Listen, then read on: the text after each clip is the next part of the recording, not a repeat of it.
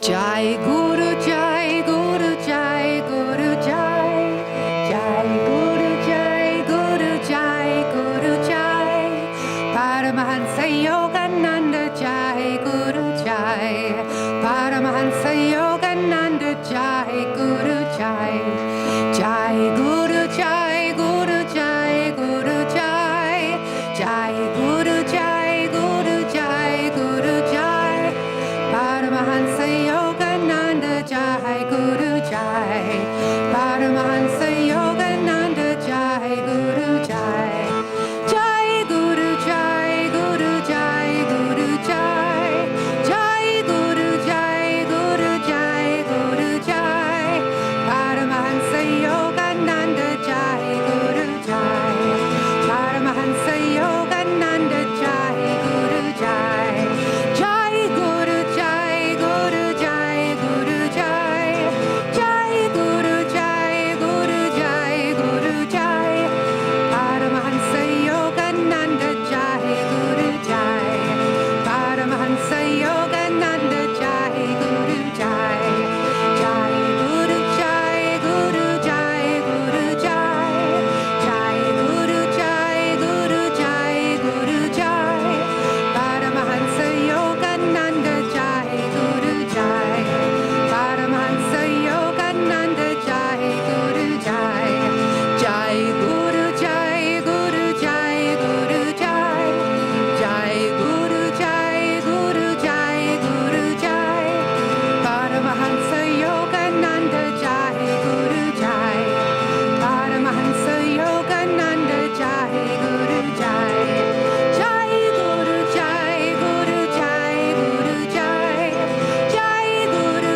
Jai Guru Jai Guru Jai Paramahansa Yogananda Jai Guru Jai Paramahansa Yogananda Jai Guru Jai Jai Guru Jai Guru Jai Guru Jai Jai Guru Jai Guru Jai Guru Jai Paramahansa Yogananda Jai Guru Jai Paramahansa Yogananda Jai Guru Jai Jai Guru Jai Guru Jai Guru Jai Jai Guru Jai Guru Jai Guru Jai Paramahansa Yogananda Jai Guru Jai Paramahansa Yogananda Jai Guru Jai Jai Guru Jai Guru Jai Guru Jai Jai Guru Jai Guru Jai Guru Jai Paramahansa Yogananda Jai Guru Jai Paramahansa Yogananda Jai Guru Jai Jai Guru Jai Guru Jai Guru Jai Jai Guru Jai Guru Jai Guru Jai Paramahansa Yogananda Jai Guru Jai Paramahansa Yogananda Jai Guru Jai Jai Guru Jai Guru Jai Guru Jai Guru Jai Guru Jai Guru Jai Paramahansa Yogananda Jai Guru Jai Paramahansa Yogananda Jai Guru Jai Jai Guru Jai Guru Jai Guru Jai Jai Guru Jai Guru Jai Guru Jai Paramahansa Yogananda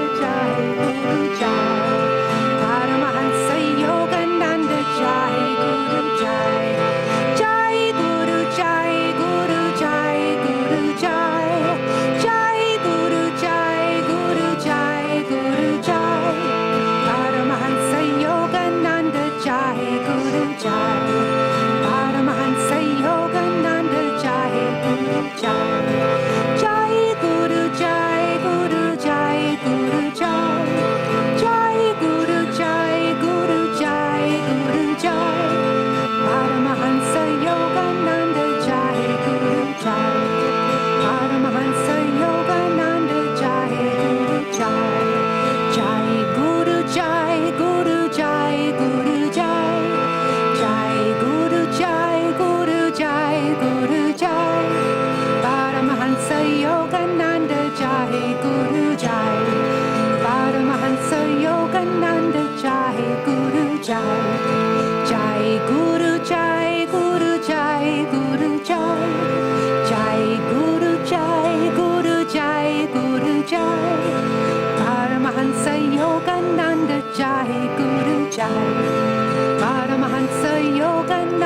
Jai, Guru Jai. Jai Guru Jai, Guru Jai, Guru Jai.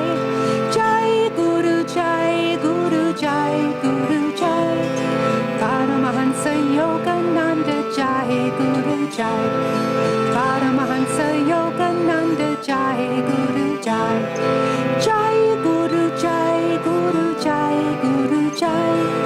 Jai Guru Jai, Guru Jai, Guru Jai. Paramahansa Yogananda Jai, Guru Jai. Paramahansa Yogananda Jai, Guru Jai.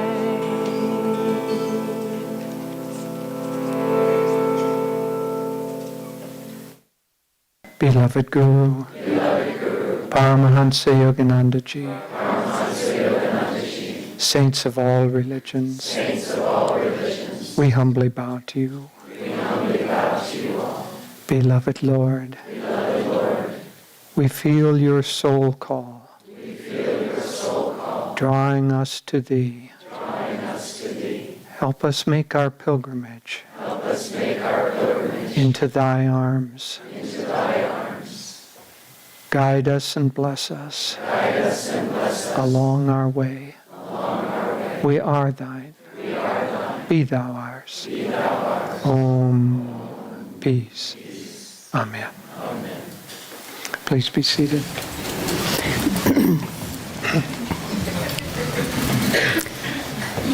Good morning, everyone, and welcome to our Inner Renewal Week. If there's a seat by you, please raise your hand because I can see there's people are coming in at this time. Well, we want to welcome. We're going to use that. Sorry. We want to welcome all of you, and we have people who have come quite a distance from New York and Rhode Island and Maine and many of our communities throughout America, and we have people joining us through our live streaming internet all over the world. So it's an interesting experience in this Dwapara Yuga, how there really is no space. And this little point where we all are residing right now, it's everywhere. Just as Master said, God is center everywhere, circumference nowhere. And so it is with these teachings.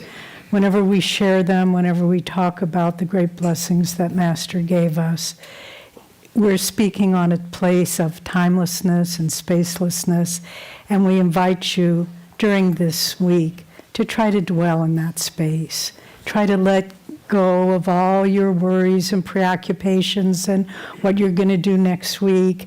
Jyotish and I are flying to India next week, so we're trying not We to. won't think about it. Trying not to think about packing. But let's just dwell in this moment, the eternal now.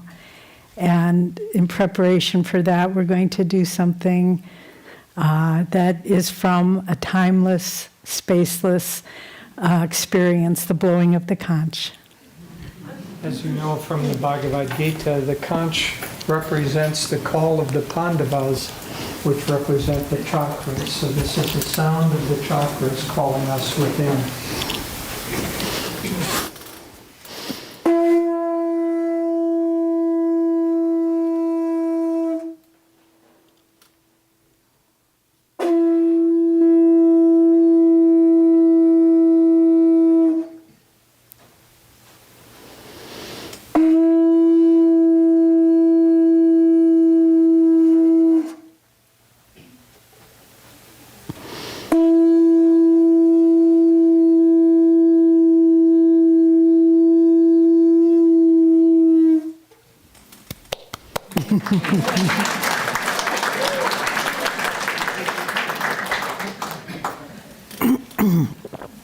We thought we'd start this morning with a chant and a brief meditation because we want to go inward with this week.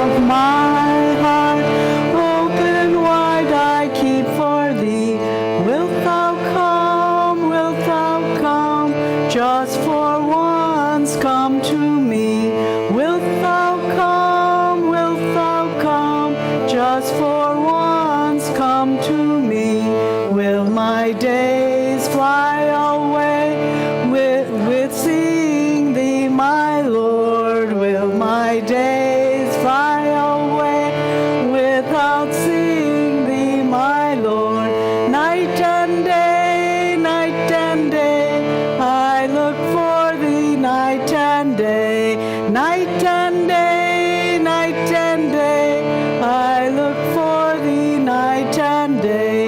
Door of my heart, open wide I keep for thee. Door of my heart, open wide I keep for thee. Wilt thou come, just for once come to me? Wilt thou come, just for once come to me? Will my days fly away without seeing thee, my Lord? Will my days fly away without seeing thee, my Lord? Night and day, I look for thee night and day. Night and day, I look for thee night and day. Door of my heart, open wide I keep for thee. Door of my heart, open wide I keep for thee. Wilt thou come, just for once come to me? Wilt thou come, just for once come to me? Will my days fly away without seeing thee, my Lord? Will my days fly away without seeing thee, my Lord? Night and day, I look for thee night and day. Night and day, I look for thee night and day. Night and day, I look for thee night and day. Night and day, I look for thee night and day. Night and day, I look for thee night and day. Night and day, I look for thee night and day. Night and day, I look for thee night and day.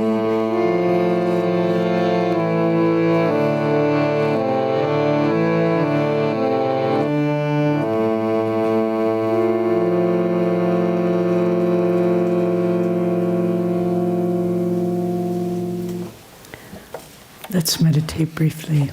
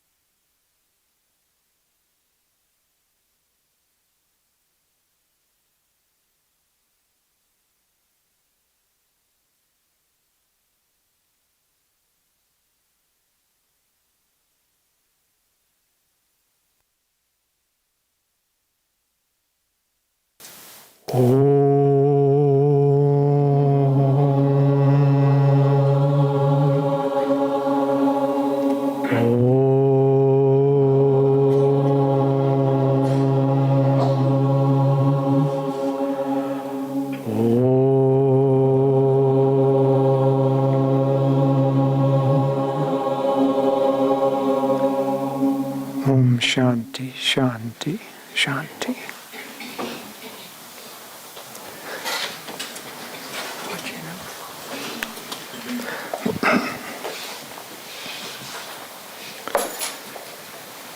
There's a chair up here, although not for the faint at heart.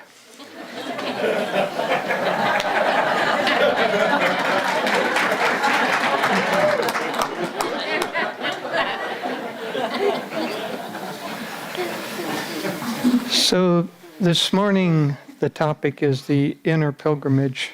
And instead of talking about an inner pilgrimage, I thought what I would do this morning is to share the experience of the inner pilgrimage. So I'll share with you the experience of my inner pilgrimage. Now, I've thought about this some, and when I think back, time gets really stretchy. So I don't know whether I'm sharing a whole lifetime, or whether I'm sharing a year, or a single meditation, or an amalgamation of all meditations. At any rate, here's how it happened. I had studied some, I had read some of spiritual literature, and I was interested in somehow taking a pilgrimage, an inner pilgrimage. And I'd looked at Zen Path, and that seemed a little dry for me, and I'd looked at other ones. Then I found a pilgrimage called The Path that had to do with Yogananda. And it was supposed to take you to the ocean of bliss. Well, that sounded good to me, so I figured, I think I'll do that one. There was a brochure on it, and it gave you certain little hints. It said, along the path there wouldn't be any use for credit cards or money, but you could bring money and exchange it for tokens, which could be used along the path. And so I did that, and I prepared. I had in my mind that this path was going to be, I don't know, something like the Pacific Coast Trail or Camino de Santiago, or some of those famous pilgrimages that you take to holy places. But I figured I'd better pack light. So I'd done my research, and I'd gotten a little tiny stove, and the sleeping bag, and the nice backpack, and the good walking shoes. And so I showed up at the entrance, which I thought was going to be a trailhead. But it was completely different from that. It was like coming to Disneyland.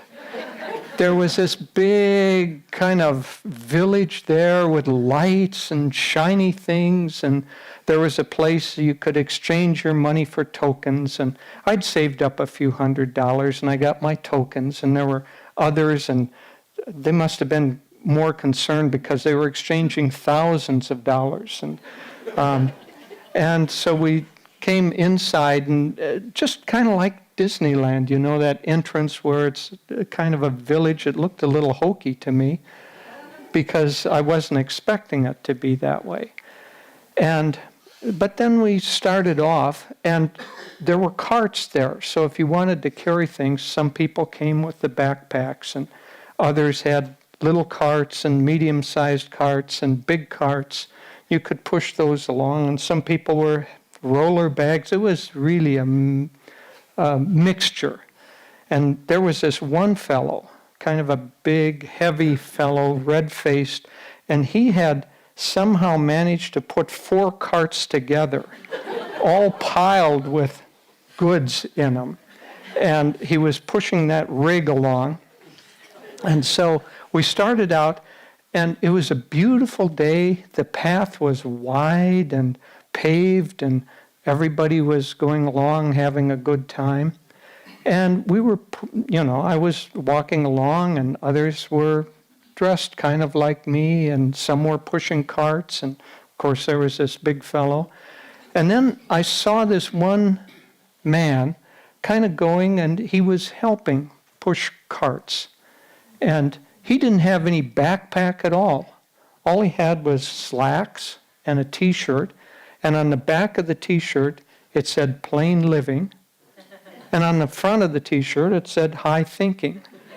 and he had a pair of sandals, and he was dressed really lightly, so he was going along, helping people push their carts and pull their bags. And so we were walking along, and I don't know, mid-morning, he noticed that I'd been kind of looking at him out of the corner of my eye. So he came over, and he introduced himself. He said, "I'm Walker." Now, there wasn't too much talking on this path. They kind of discouraged it. There was a sign that said, "Please keep silence unless you have, please do not speak unless whatever you have to say improves upon the silence." And so mostly it was being ignored, but people were not talking too much. So this man came over and he introduced himself, and he said his name was Walker.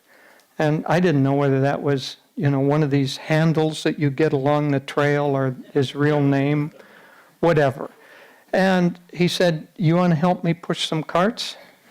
And I kind of looked at him, and I guess he saw that I was a little hesitant. And so he said, "You'll be happier if you do." And so I figured, well, what have I got to lose? I said, "Sure, I'll help you push some carts." And so we were moving along, and everything was, as I say, is a beautiful day, smooth path, easy. Then we came to a slight upslope, and that upslope made it harder for the people, especially the guy with the 4-cart rig. He was really struggling up there. But after some time, it kind of leveled out again. And then as evening came, we came to a guest house. And I kind of was expecting that we were going to camp along the path, But here was this gorgeous guest house with lots of rooms, and the rooms were kind of like those locker rooms where if there's a key in the door, you just go and open it and that's yours. Well, it was like that. So you just got your room, beautiful pool, and it was just really nice. And then time came for us to go into the dining room, and gorgeous buffet. Every possible salad that you could think of, salad ingredients and fruits and vegetables, and they even had a section for meat for those who ate meat. But then there was a sign that said, "Room and board and access to the store, 10%. And everybody kind of looked around, well, what in the world does that mean? And then we figured it out. You had to give 10% of your tokens for room and board. And it seemed a little high to me, but I went ahead and did it. But you can imagine, I'd only changed a few $100s. Those people who had exchanged thousands of dollars, they had to give 10%. And they were really, that was really upsetting to them. And, they were not used to giving a tithe. And so they kind of gathered around, and they were talking and griping and moaning. And a group of them, in fact, decided that they were not going to go along with this. They were not going to give any 10%. And that they saw that there was a tea room. At least you could get tea for free. And so they went in that tea room, and they had kind of a party in there, kind of an angry party, and they were making a lot of noise, and that went on all night. Anyway, we came back, and in the morning, they were kind of had formed this group, and they were trying to convince everybody that this whole thing was a scam, a plot to get your money. One of them must have seen this fellow Walker, because he had penned on his T-shirt, "Plain thinking and high living." And then there was a group of them, and overnight they'd obviously decided that they were going to try to convince us not to go on. And they'd thought up a really nifty slogan that they were going around, and they were very serious. And this slogan was going to convince, and it did convince some people. And it was, what is wisdom if not to keep what is ours for ourselves?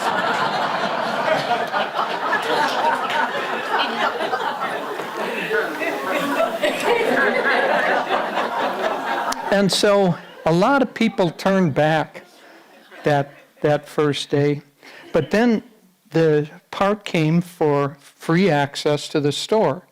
And I thought it would be, a little mom and pop shop where you could get some trail mix or power bars or something.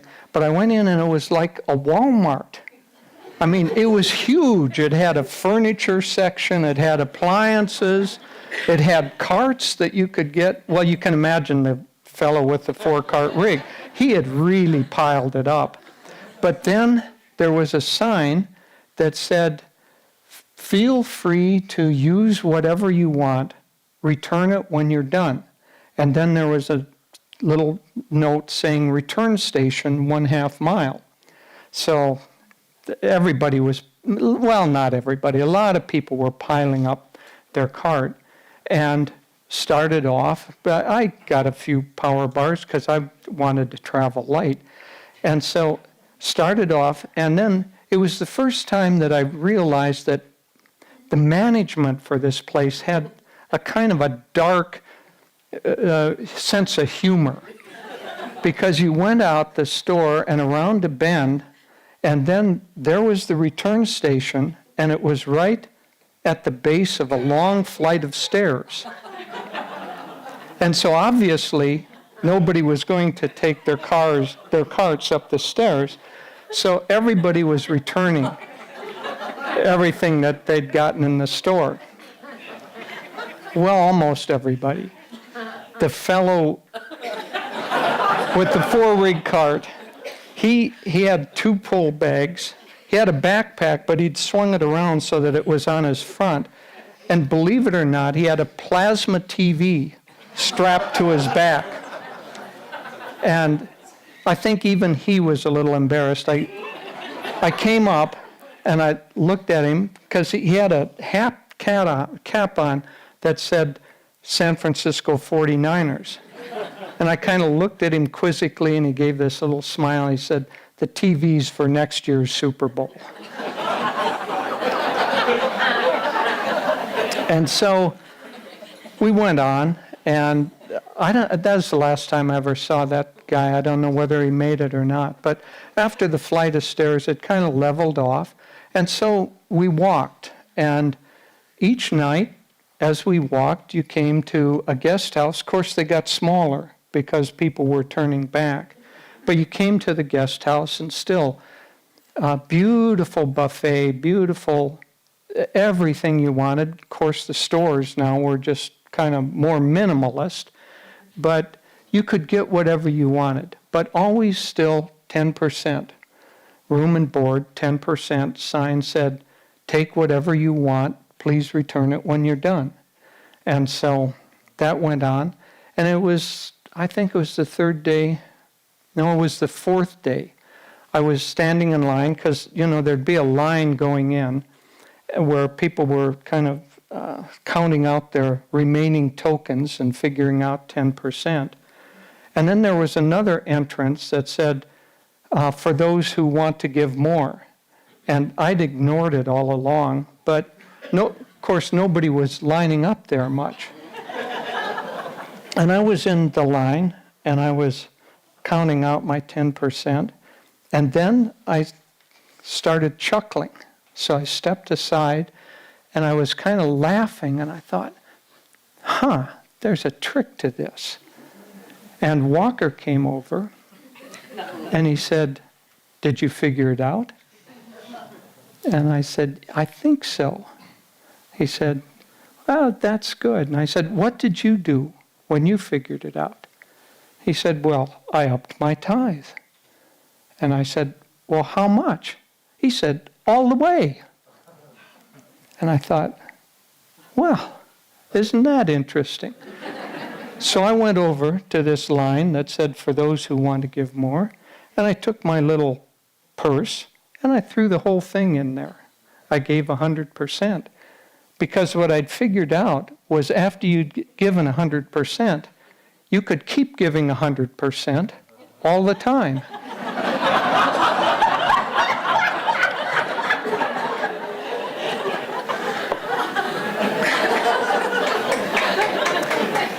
And so Walker and I, we were the only two that went through that line. But after that, I think others got the idea, and more people followed along that way. So then we kept walking, and day by day, kind of, I don't know, the burdens fell off, the packs got lighter, and a group of people started walking along with Walker.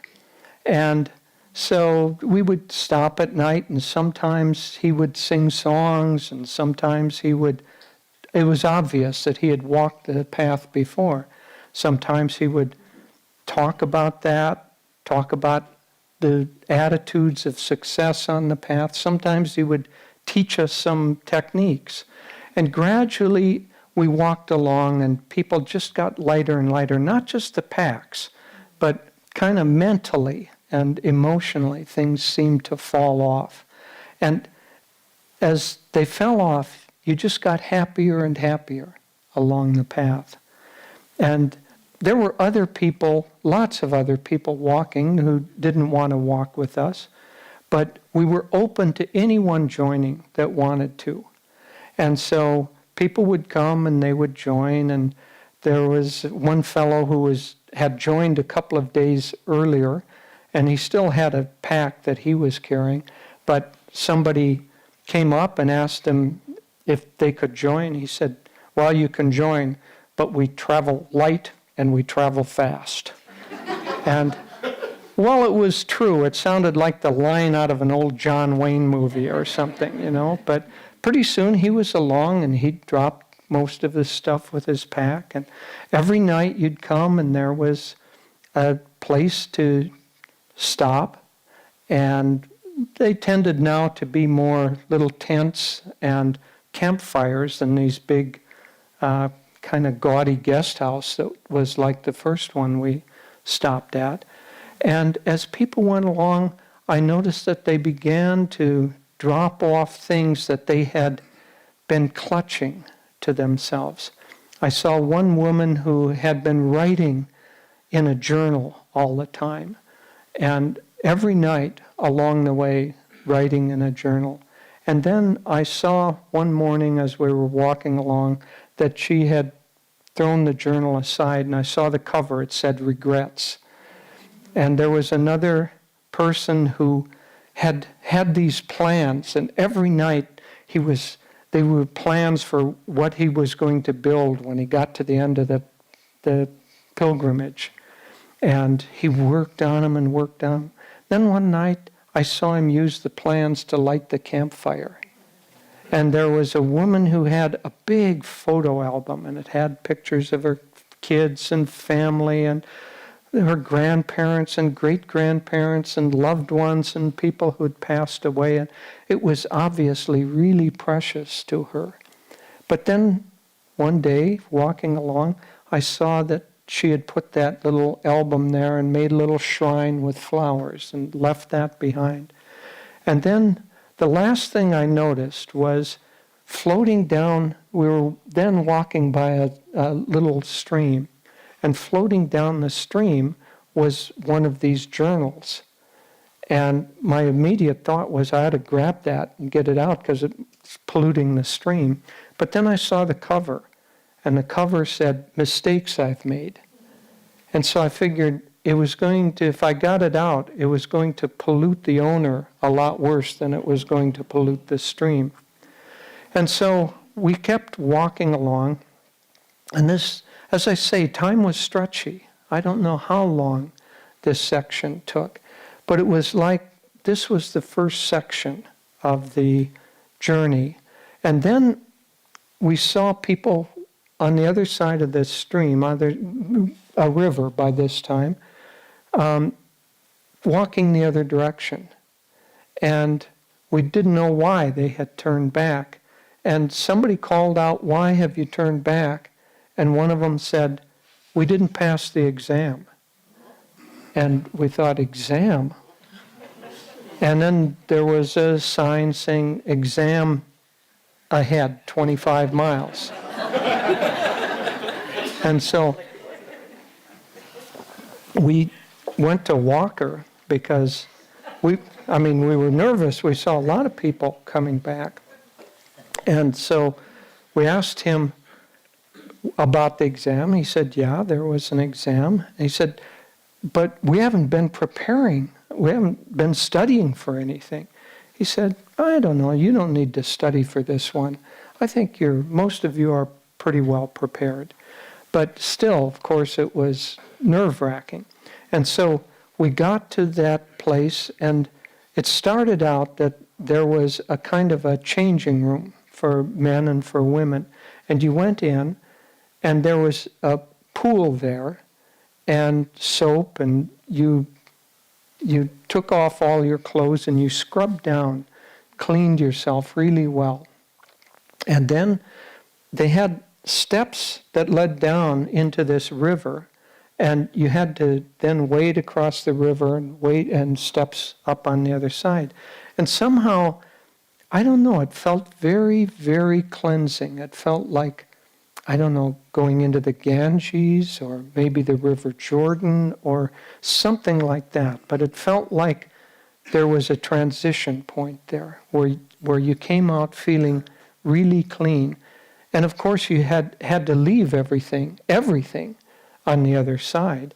And you came out and there were slacks and sandals and t-shirts that said plain living and high thinking. And so we all looked kind of like Walker. And along the way you didn't use your own names along the path. You kind of got different names. And he had called everybody Pilgrim. But he had a certain way of intonation in his voice or something. So everybody, even though he called everybody Pilgrim, everybody knew how he pronounced it, that he was referring to you. And some people, he had a little sense of humor too.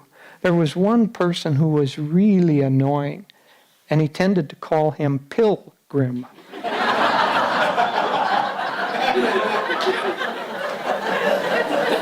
And there was another person who was always dour, and he called him Pilgrim. But everybody was Pilgrim. And by the time we got out, all we had were the slacks and the sandals and the t-shirt. And then there was the exam room. And there was a stack of exams.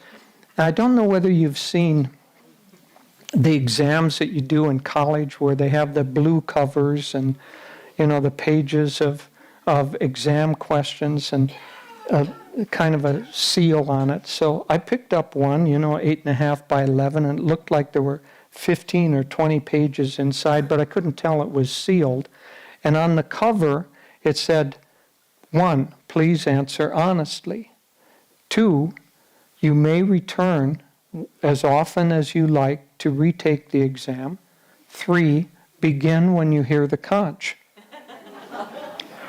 And so we went in, and of course, everybody was nervous. Along with the exam was a pencil and a great big, one of those rubber gum erasers. So you could rub out an answer and change it. And so we went in, and then I heard the conch, and I opened up my exam. And at first I thought I got a defective copy because the first page was blank, the other side of it was blank, and then it was blank page and blank page and blank page. And at the very end, on the last page, was one question. You had to answer true or false.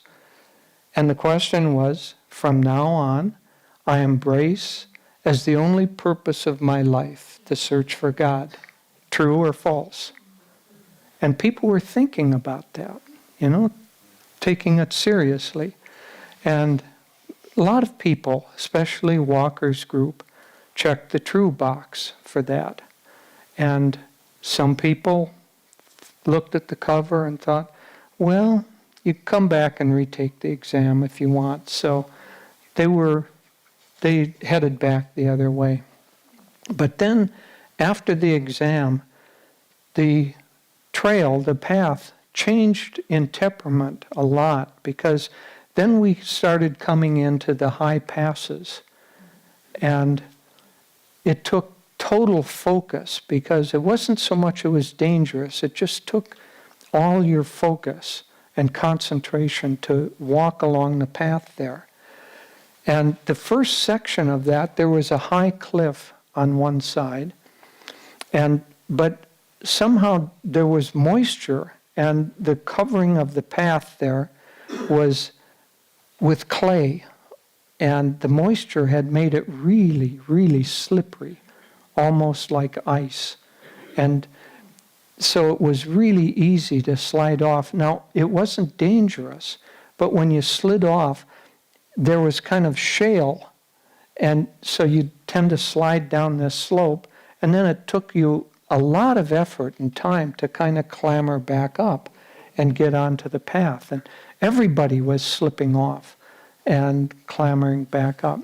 And then I remembered something that Walker had said. He said, when you tend to slip, stay centered in your spine and relax completely. And so he even gave an example of a skier. And so I did that. I got really centered in my spine, and I got completely relaxed. And I found as long as I could maintain that, I didn't slip off anymore. And not only that, but it became kind of fun, because when you hit a down slope, you could kind of slide down. As long as you were centered, you could slide down kind of like a snowboarder without the snowboard, and that section became actually very enjoyable. And then the wall kind of fell away, and the path was still very narrow, and these winds started swirling around and just blowing really hard. And so here you had to not only concentrate, but it was a little bit frightening with these winds. It reminded me of that line from Master's poem, when storms of trials shriek, and when worries howl at you, drown their noises loudly chanting, God, God, God. And so I did that. And I was chanting God, God, God. And it worked. The kind of noises faded away, and any worries or fear faded away, but the winds were still swirling around, still blowing back and forth, and it was very difficult. But then I remembered that Walker, one evening when he taught us this technique of Kriya, he also said something from the Gita. He said that Kriya, the control of the breath and the life force, was like controlling the wind, and that the wind was easier to control than the mind. But I figured if Kriya could control the mind, maybe it could control the wind too. And so I started doing Kriya as we went along. And sure enough, as long as I was doing Kriya, and as long as I was completely focused, then the winds just quieted down. And the path became actually quite easy. You could move along quite quickly. And then we came to another section where there was like a wall. I don't know if you've ever seen those photos from, I think it's from Arizona, where those sandstone walls go way up and you can see kind of a channel through it. Well, it was like that, except it was kind of this golden yellow sandstone, and the walls started to get really, really narrow. And so the only way you could get through was kind of squeezing yourself through like this, and kind of using your hands and feet, because it was like scraping you. It was like, at this section, it was scraping away everything, taking you down just to absolutely your core. And so it seemed quite a long time that went on, that scraping process. And then at the end, you could see that these narrow walls had opened up. And at the end, I still don't know whether it was a natural formation or whether it was man-made, but it ended in a perfect circle. And that perfect circle was the exit. And because the light was outside, it made that yellowish golden sandstone just kind of glow. And then through that circle, you could see the sky. And the sky was a beautiful, beautiful deep blue. And then right in the center, they must have known exactly where to place this, was a pure white star. And so I knew that was the end of this pilgrimage. And so when you exited there, you came out into this, I can hardly even describe it. It's a beautiful, beautiful valley ringed with mountains. In some ways it reminded me of that movie Shangri-La, and in other ways it was, I don't know, Rainbow Falls, and it was kind of like Rivendell or something. Anyway, it was gorgeous, and it was huge, really large. And then the most fun thing of all was that there was this cliff, and there was a suit that you could put on. And as soon as your feet were off the ground, these wings snapped out from the back, and you could soar. And I could see a few others doing that. But frankly, it was really scary. And the first time I did that, I went out about as far as to the edge of the room there and came back and landed. And gradually I did that more and more. But then I began to soar. And there was such a sense of freedom and such a sense of joy in that. It's beyond anything that you can even imagine. And so for days and days, I would just soar like that. And after a while, I could see that there were kind of thermals. And a thermal is a column of warm air that's rising. And so you could catch that thermal and kind of circle around like a spiral staircase. And you could go higher and higher and higher and ride those thermals. And as I say, time was stretchy. I don't know how long I stayed there. But one day the thought came to me that no matter how beautiful that was, at the end of the day, I still had to come back and land.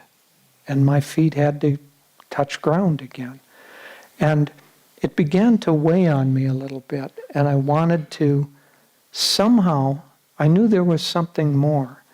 And so finally one day, I decided, I'd never seen anybody do it, but I decided I was going to try to fly over the mountains.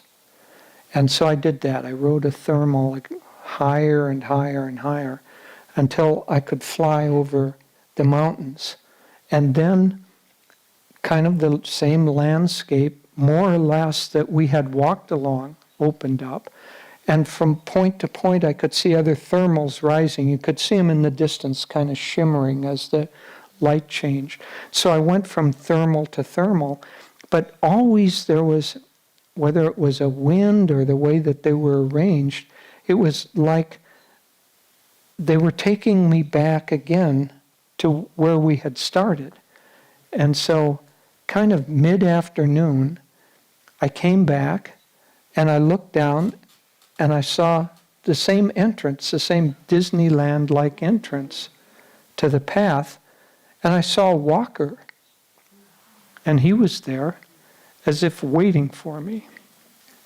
And so I landed, and he said, "Hi, I've been waiting for you. I wanted to say goodbye."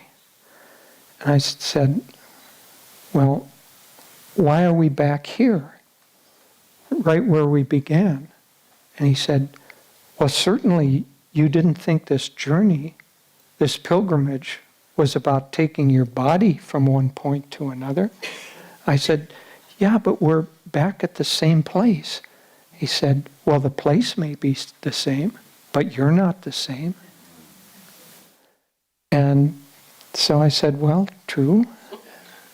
And then I said, why are you here? What do you mean you're going to say goodbye? And he said, well, I'm going to go on to the next part of the journey. And he said, on this part of the journey, you can't take anything at all with you, not even your body. Because for this part of the journey, you have to travel at the speed of light.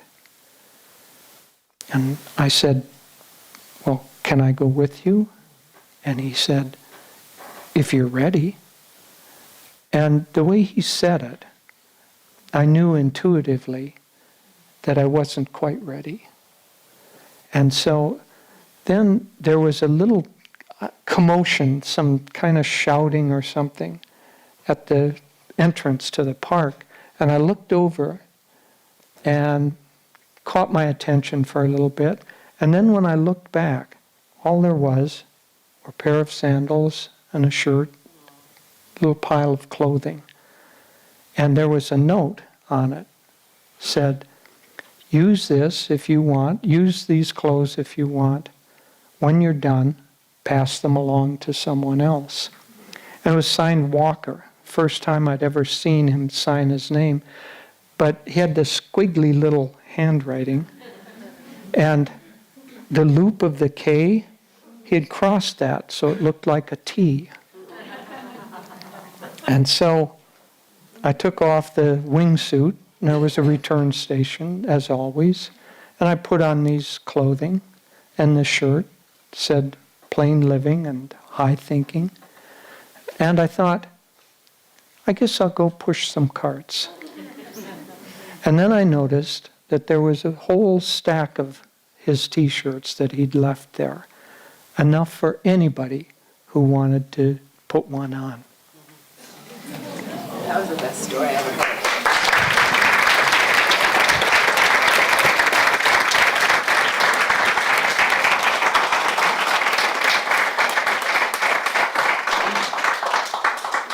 Let's just meditate for a few moments and then we'll go on.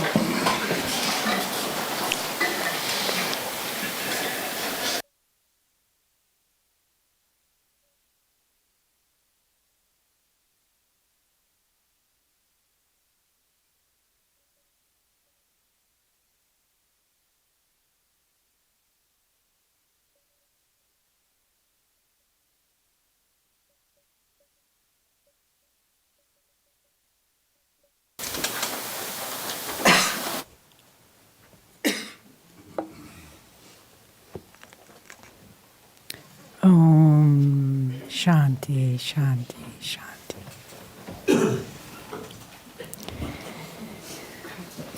Well, this fellow Walker wrote a lot of books. And he wrote one called The New Path. And I'd like to start by reading from the first chapter of The New Path. Everyone in this world is a pilgrim. He comes alone, treads his chosen path for a time, then leaves once more solitarily. His is a sacred destination, always dimly suspected, though usually not consciously known. Whether deliberately or by blind instinct, directly or indirectly, what all men are truly seeking is joy, infinite joy, joy eternal, joy divine. Most of us, alas, wander about in this world like pilgrims without a map. We imagine joy's shrine to be wherever money is worshipped, or power, or fame, or good times. It is only after very distant roaming that, disappointed at last, we pause in silent self-appraisal. And then we discover, perhaps with a shock, that our goal was never distant from us at all. Indeed, never any farther away than our own selves. This path we walk has no fixed dimensions. It is either long or short, depending only on the purity of our intentions. It is the path Jesus described when he said, "The kingdom of God cometh not with observation, neither shall they say, Lo here, or Lo there, for behold, the kingdom of God is within you." Walking this path, we yet claim it not, for the goal, being inward, is ours already. We have only to claim it as our own. And so when we talk about life itself as a pilgrimage, I think, as Jyotish presented so wonderfully in this allegory, the spiritual path is itself a pilgrimage, although we don't always know it. We're like prodigal sons. We come from God. We have been with God for long, long eons of time. And then, just as in the story of the little bird, we decide to test our own strength. And we decide, gee, I have will. I have an intellect. I can make decisions. I can try this and that. And then we wander away from our home in God. And inevitably, we find ourselves strangers in a strange land. As it says in the parable of the prodigal son, eating that food which was thrown to the pigs. Meaning, living in a way that is so far beneath our station because we have left our home. And the whole of the spiritual path, the whole of life, in fact, is to trace our steps back to our home in God, to that bliss eternal. And as Swamiji said, it can take us a long time or a short time, depending on the purity. Purity means single-minded focus, the single-minded focus of our intentions. And if our intentions are single-minded, then we begin this journey. And when do we begin it? That's an interesting question for each of us to ask ourselves. Because there's a moment, really in time, maybe in this lifetime, maybe many lifetimes ago, when we realize this is not my life. The life I'm living is not what I'm meant to live, like the prodigal son. Maybe it's pain that drives us to that choice. Maybe it's suffering. Maybe it's wisdom when we look around us and say, this world is not what it seems. It's really like water through my hands. I can't grasp it. Or maybe it's devotion, where we say, Lord, I love you more than anything this world can offer. Whatever it is that prods us onto the path, we take that step and we begin the journey. And once that step is taken, it's the turning point of many, many choices, of many lifetimes of experiences, and we go forward and we begin moving in that direction. But when you look at the world around you, you see there's a choice we make, people make. They either choose to live in this world as tourists or as pilgrims. If we choose to live as a tourist, we stay in that Disneyland. And we want all the experiences. You know, don't you, when we meet someone who's about to go on a big trip, oh, and look at the brochure, and we're going to go here, and we're going to go hang gliding, and we'll have this experience and that, and we're going to eat this kind of food and that. And it's all about what I can experience outwardly, what this body or mind or feelings can experience.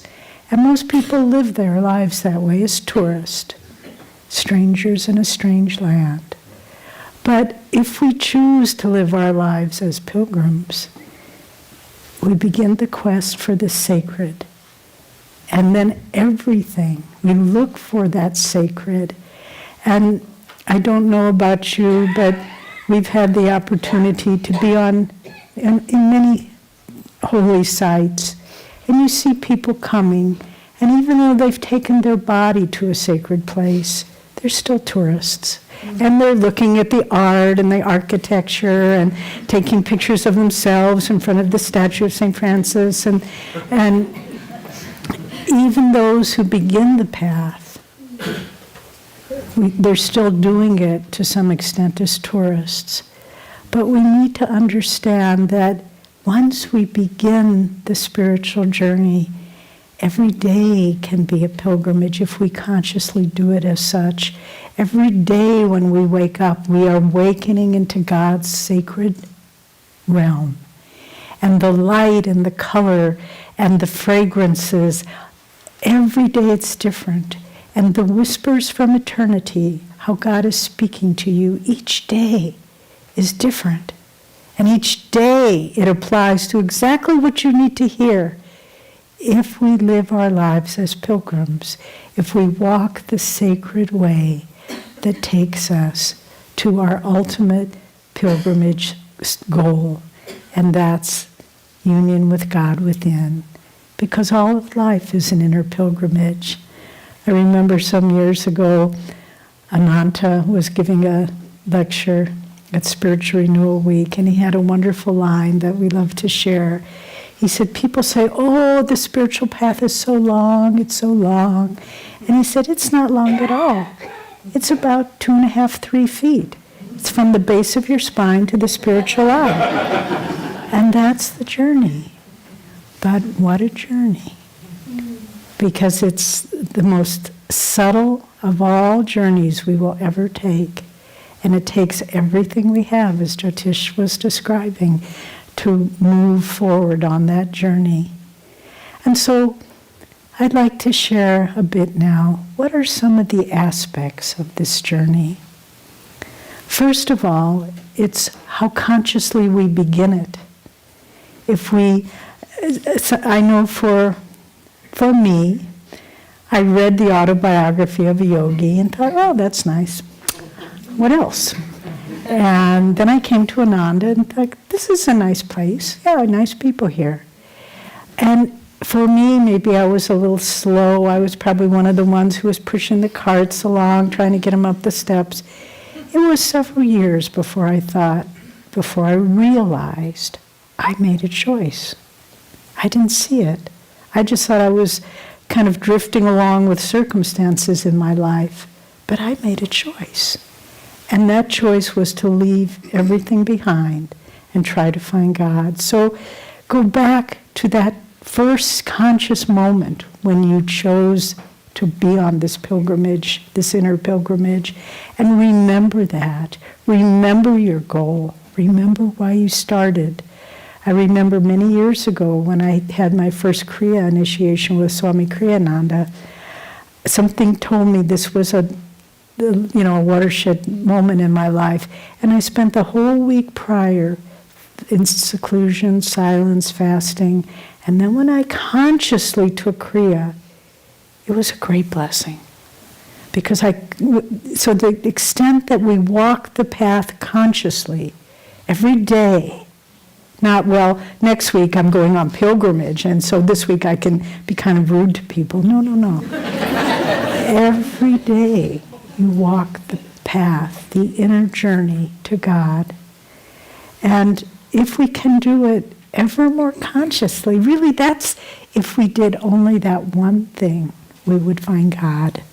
If we only every day consciously walked as a pilgrim moving towards God, that would be our exit ticket. But there's so much more we can do as well. Because we're walking along the path, and then what happens? We come to a crossroads, a fork in the road. And that point is the point that makes all the difference in the world. It doesn't happen once, happens over and over again. Which way shall I choose? Which way shall I go? And a friend reminded me recently that Swami liked to share the quote from a Greek tragedy. I don't know which one it was, but if you read any Greek tragedies, they're pretty rough. The heroes have a rough go of it. But in this one, there was a line that said, when the gods want man to suffer, first he makes them crazy. And so you come to a fork in the road, and you think, wow, look at that, a new car. I think I'm going to work really hard to get a new car, or whatever. And so often, people have told me, you know, I was just about to move to Ananda Village. I had quit my job, given up my apartment, got rid of a lot of my stuff, and that day, the perfect job that I had been waiting for years, or the perfect person walked into my life, just like sent from God. Well, I don't think so. The gods make us crazy. And we think, that might really work. I think I could still be on the path and have this whatever. But it doesn't work. We have to make the right choice. And we have to move in the direction. Many of you know, we had a wonderful experience last November. We went on the pilgrimage to Babaji's cave. Mary is here. She was with us on the trip. And it was a wonderful pilgrimage. But it was also, there were so many lessons I learned. It was on that pilgrimage we had the idea of this theme for Spiritual Renewal Week. Because we would come to forks in the road, and often we would just be walking along and we didn't really know which way do you go here. But Keshava, one of the tour guides, somehow always managed to stay in earshot. And we were at a certain point and we yelled down, Keshava, which way do we go? And he yelled back, when in doubt, keep going up. And there you have it. When you're not sure, don't go sideways, don't go backwards, and don't go down. Go up. And so when those forks come, take Keshava's advice. Keep going up. And we know what that up is. But the gods make us a little crazy, so we don't want to know what that up is. And you know, on that pilgrimage, it was so wonderful because we came from all over India, and we met at a train station in the very early hours of the morning in Delhi. Everyone was kind of bleary-eyed. Everyone had all sorts of suitcases and luggage, and we were trying to find the right, place to board the train and so forth. And it was just like the first days of Ananda, where people came, you didn't really know them, but they were sort of the same interest that you had the same interest. And little by little, at first it was loud and chaotic, and we think, oh my God, this is a pilgrimage?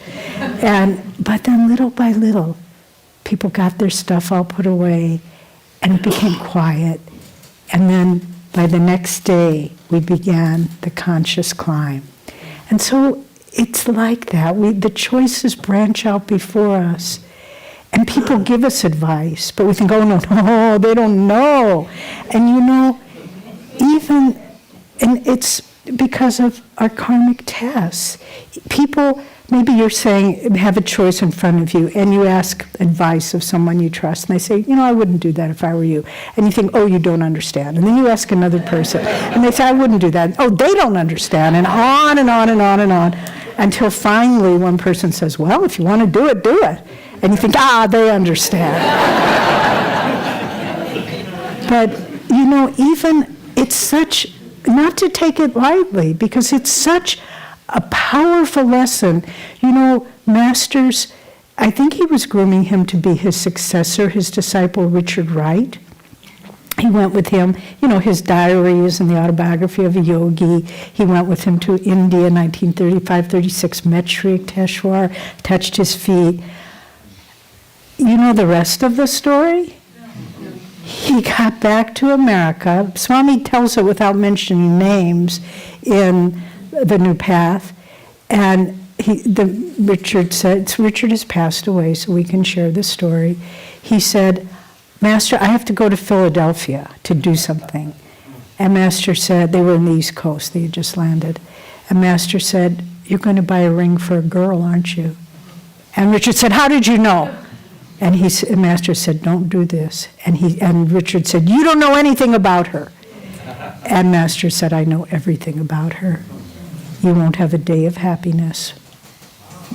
Fork in the road, the gods make us crazy, meaning our karma blinds us to the direction we should take. And he went, and he married that woman. And Master said, indeed, he did not know one day of happiness.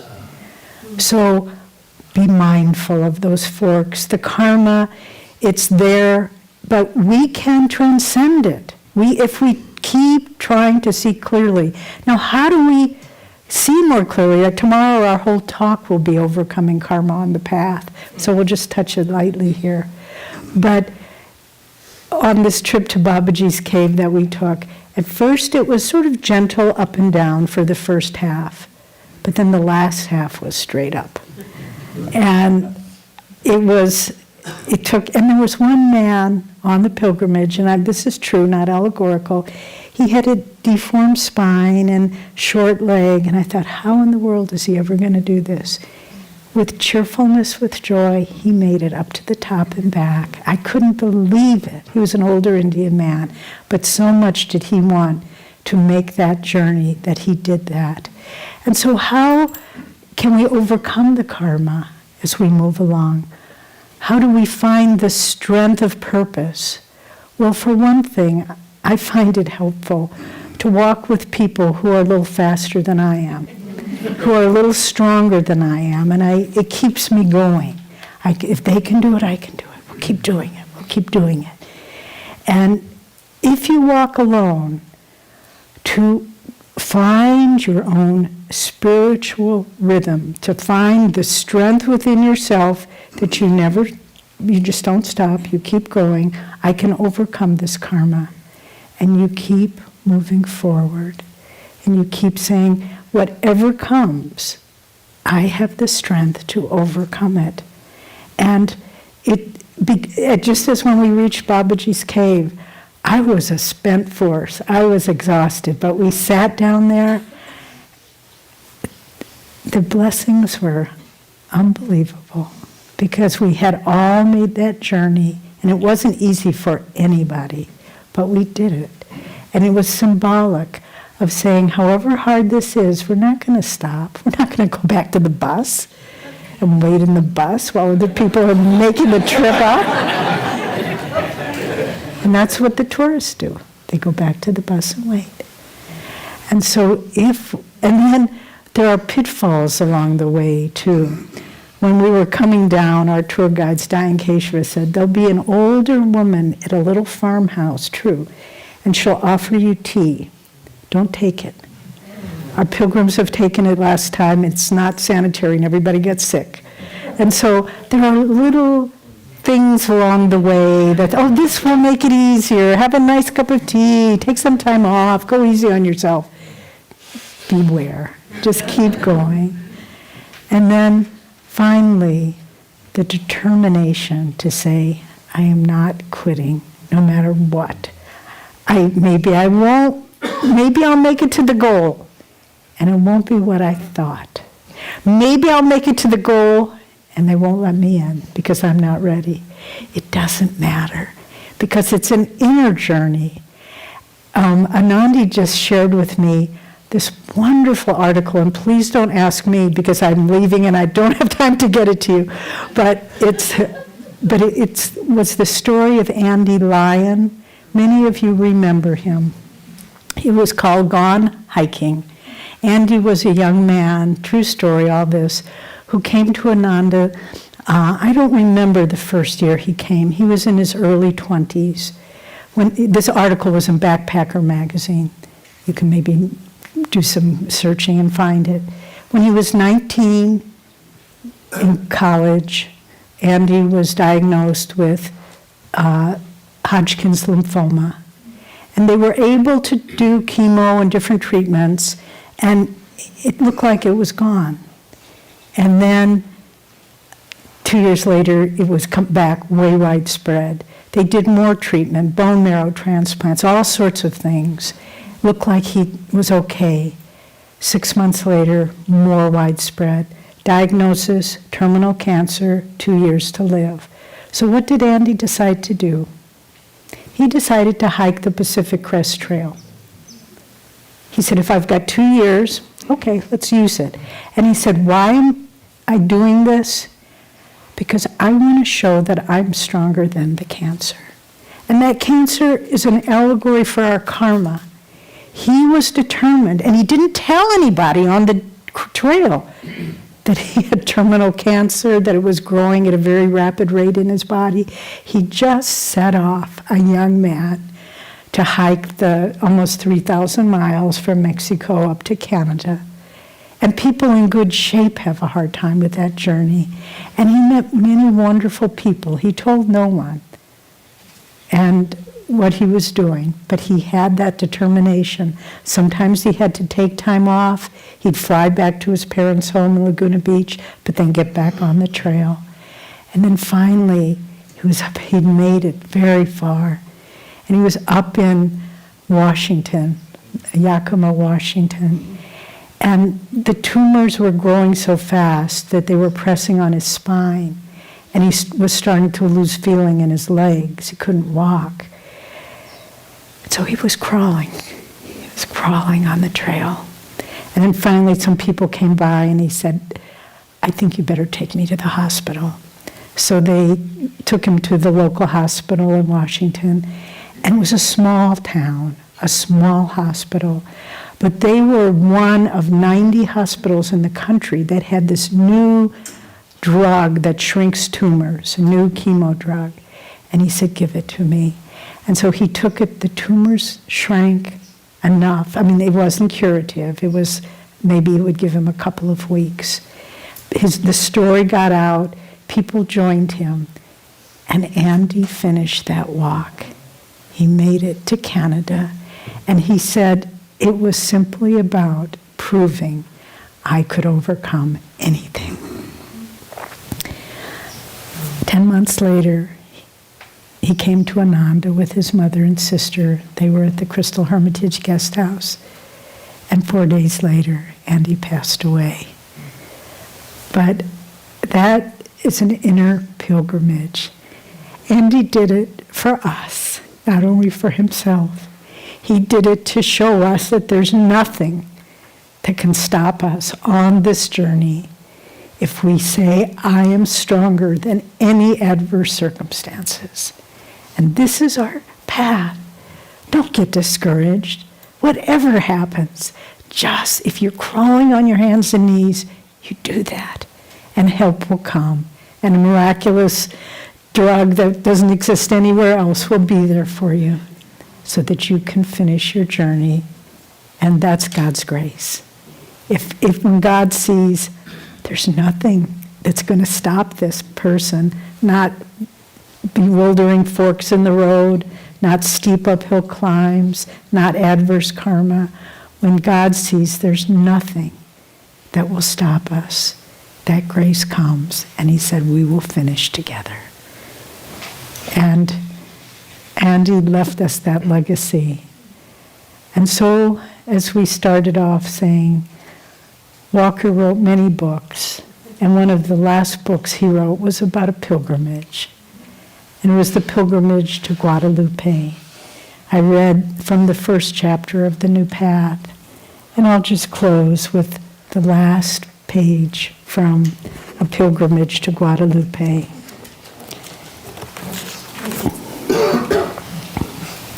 And the pilgrim says, I see now that there was no pilgrimage to be made, no goal to be reached.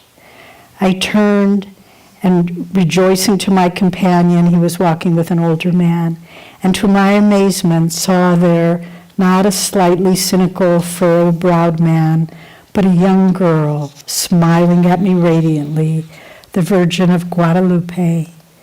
And all the people you've met along this journey have been aspects of your own self, she told me. I myself am an aspect of your own self. I am the motherhood of God. I embrace the universe. I am the source of your own being. From me alone, you draw the very power to breathe, to think, to create. Without me, you could do nothing. Without me, you wouldn't exist.